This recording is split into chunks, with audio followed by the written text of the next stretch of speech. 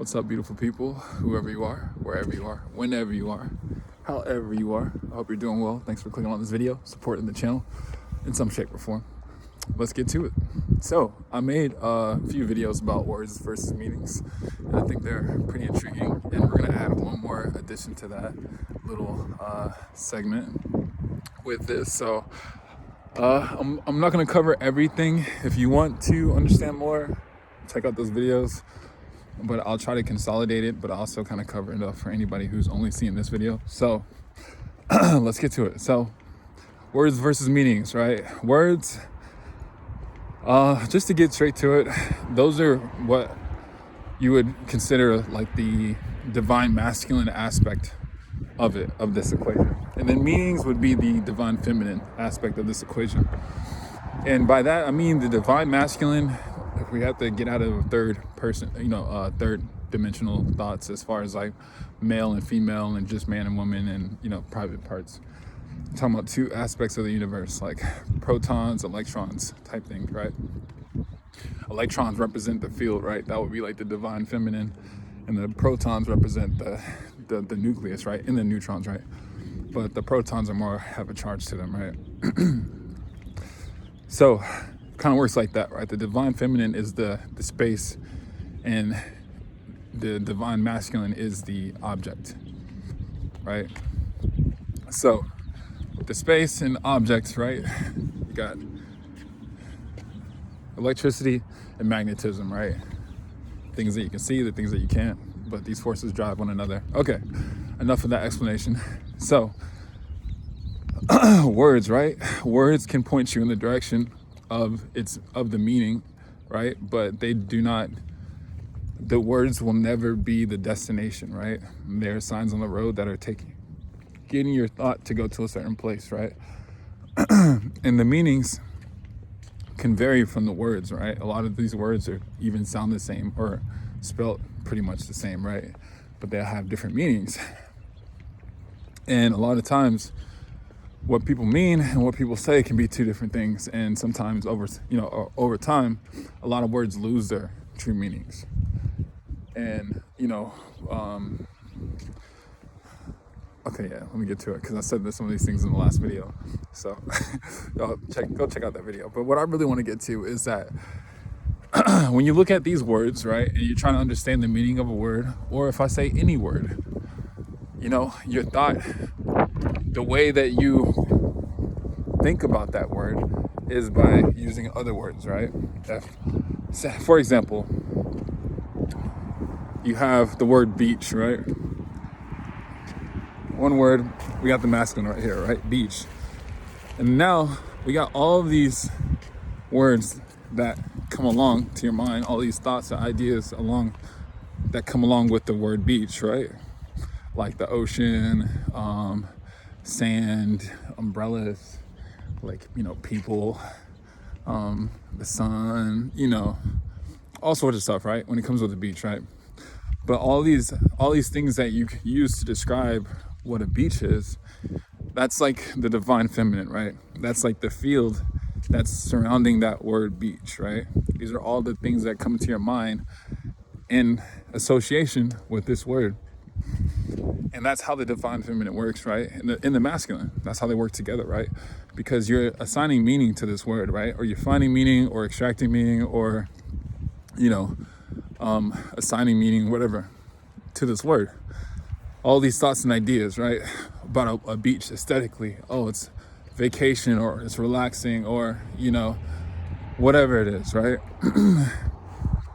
And all these words have meanings to them too, but we're kind of constantly in this sort of like echo chamber of words and meanings, right? Beach, seashells.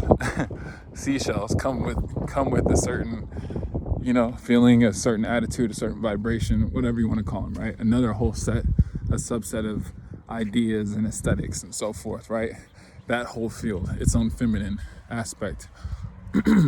So when we're looking at things and we're getting to the truth of things, a lot of times we are mostly just kind of going from one word to another word to another word.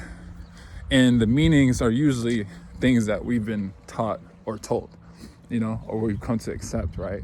Certain stereotypes or certain biases, or there's many things that can kind of alter or sway how you feel about something, right? Towards something, right? There's a lot of words that can be controversial. There's a lot of words that are, I could get banned for right now if I were to say, because of what's the meaning attached to them, right? All those things associated with it. So we have to understand too that whenever we're going inside and we're looking inside and we're trying to come to an understanding or a knowing, when you come to your true knowing of things, it goes beyond words and meanings. Because a lot of times when you're experiencing divine things, we all know very well that words don't do the job that well. Words can only, kind of point you to, you can only describe. If you see something that's like if you come to a new land and you experience a new land for the first time, and it's something that's not from this planet, and it's a huge citadel that's made of golden light and rainbows, and it's all prismatic and iridescent, and it's as wide as far as any megalopolis that you can imagine here on Earth, even, let's say, even bigger than New York, right? But floating in the sky, right? I can use all these words to try to describe something and paint a picture in your mind, but a picture's worth 1,000 words, right? Because you're actually seeing it for what it is, right? As opposed to having to assign meaning to it, or having to try to get other people to understand the same meaning that you're trying to prescribe to something or assign to something. And a lot of those times, those things get missed in translation, right? A lot of things get missed in translation. A lot of stories, a lot of narratives, whatever they tell you on the news, they always try to assign specific words because they have certain meanings to them, right? And all these news channels, you see them, they all use the same words at the same time. They all do it, it's all, come on, y'all. Like, we gotta start paying attention to this shit. I mean, we see it, but we gotta start, like, not, like, turning a blind eye to things, Anyways, I said this was gonna be short. I'm just this might be a small video, take it or leave it, whatever.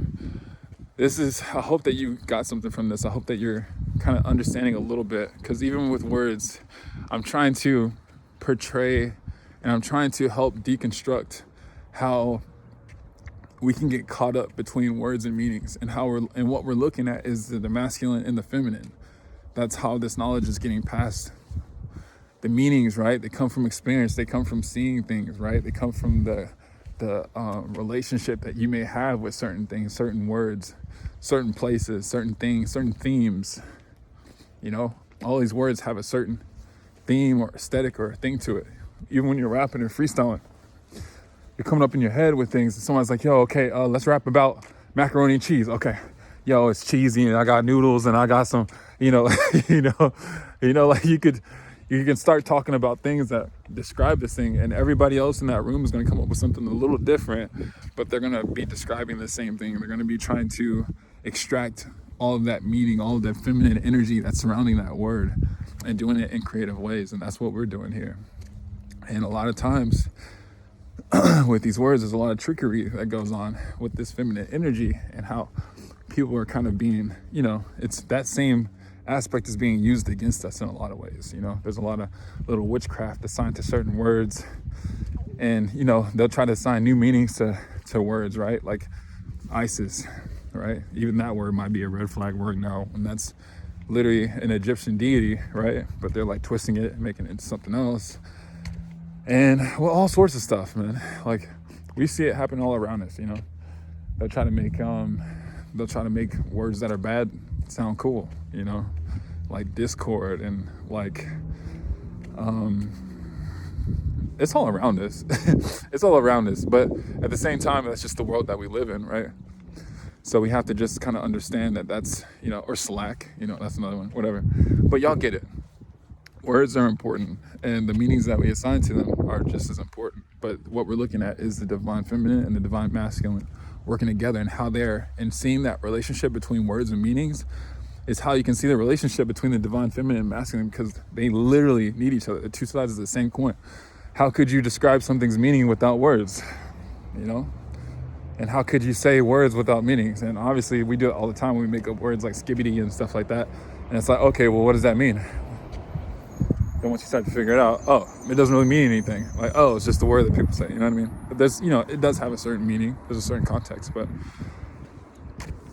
let me not get too much into semantics of words. I already made the point. I think y'all get where we're going with this as far as divine feminine, divine masculine, and how these two things operate off of one another. The masculine is the face, is what you're seeing, is the actual word. The feminine is the whole field that surrounds it. And if you look at how these energies work, it's telling you a thing that how these things work cosmically. Even when you're looking at protons and electrons, that field is larger than just the actual thing that you're looking at. The masculine is just the mask, it's just what you see. But the feminine covers such a volume, it covers such an area around that thing. And that's literally what space is and what we're doing inside of space. This is the feminine. Anyways, I'm not gonna break it all down again, but all right, we're done. I'll see y'all in the next video.